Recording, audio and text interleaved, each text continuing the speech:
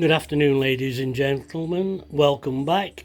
And I'm starting in the greenhouse exactly the same as I did with my last video last week. Obviously today I'm going to talk about what I've done in here and the pond which I've fitted the liner and got to finish the copings and things like that, and how the fish are doing. So pretty much in here all I've done, I've taken most of the cucumbers and tomatoes out and put them in bigger pots so I can leave them for the rest of the season. Played a bit of golf last weekend, so it took some time up, but with this weather we've been getting, the strawberries are absolutely flying. These in here, well, they are outside as well actually, but Hillary had one of the strawberries off yesterday. Everything's looking nice and green, but you've got to keep them watered and give them a bit of ventilation. So anybody who's got a greenhouse and doing this, if it's your first time, keep them ventilated, and if you can get a bit of breeze blowing through, it does help them. Help strengthen the stems on the tomatoes. But we've got a lot of the bedding plants out. Was a bit unfortunate other day for some people because it got down to about 2 degrees at night, so some people would have lost some bedding plants. But enough about in here. Let's pop round and see what I've been doing in the pond and what problems I've had. As I say, these strawberries, normally I wouldn't expect them to be flowering like that for about another month, I'd have thought they'd have been, but we've had some cracking weather. Could have done with some later flowering strawberries, so we could have some in 2 months time, but you never know what weather's going to do anyway. Here we go. Finished this about, well, it's probably just after 4 o'clock now on the Friday, and I've just finished putting the old coping stones back on. Obviously you can see where I was chopping the mortar off on them and tidying them up. The decision was made probably Tuesday that we were going to put the old ones on because we didn't know what we were going to do with them, but the pond sent so much lower this side, we could have been at risk of falling in, and I don't want to go in there with my little legs. But yeah, we sat and decided that we'd got to get rid of the copings if we didn't put them back on, and it'd be a bit of a shame to lose the old pond. It's been there such a long while. It's been there since about, I think it was 1989. It's not changed a lot, but it's no need to. It's an unheated pond and it grows decent sized fish. It don't really matter. I will show you the mess, apart from the rubble down there, but you can see where the mortar squeezes out there, and obviously it gets into the pond.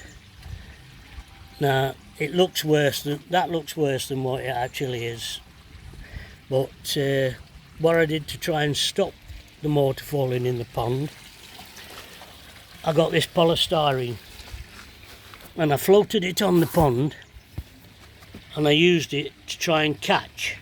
I stuck this is two-sided tape, but I used it to try and catch the mortar as it fell as I put the copings on the top, and I've got to be honest, it did catch quite a lot of mortar, so it's always a good idea to have something that will do that. Sun's very bright, isn't it? But as I say, we did have some going, and to be fair, I haven't tried to clean any out, so you're actually seeing it as it is. That's the worst bit. But as I say, we've got all that done. I might put some more stuff behind there.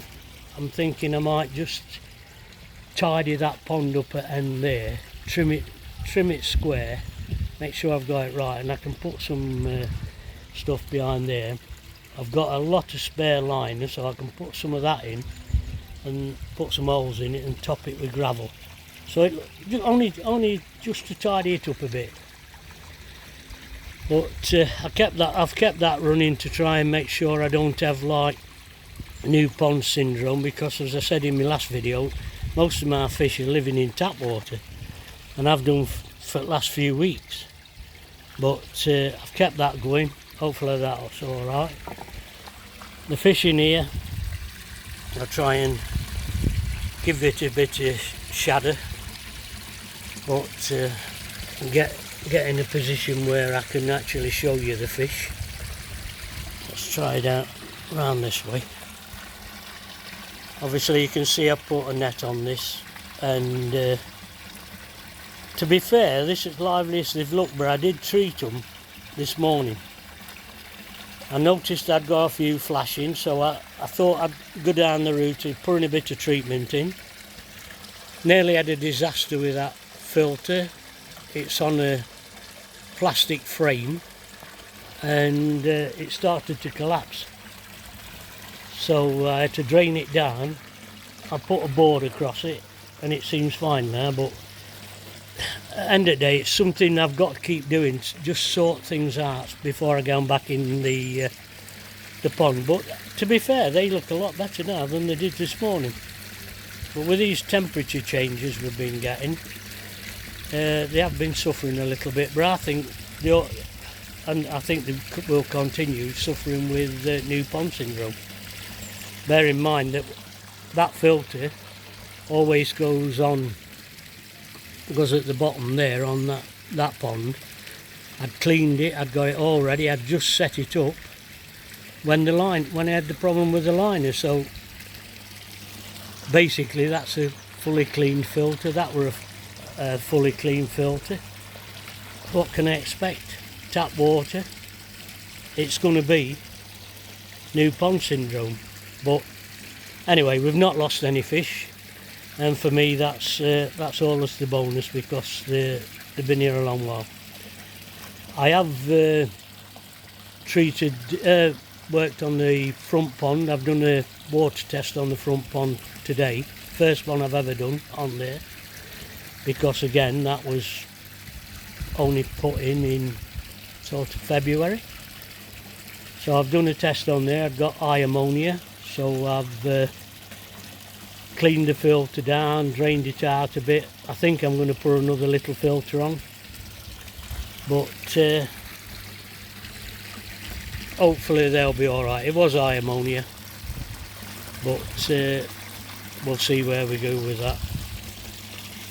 Hope you're all having a nice weekend and getting some sunshine and having your barbecues and the beers and all such as that. And I'm going to leave it there and say I've managed to get that done, and this will look a lot better next week. So thanks for watching and have a great weekend. Bye.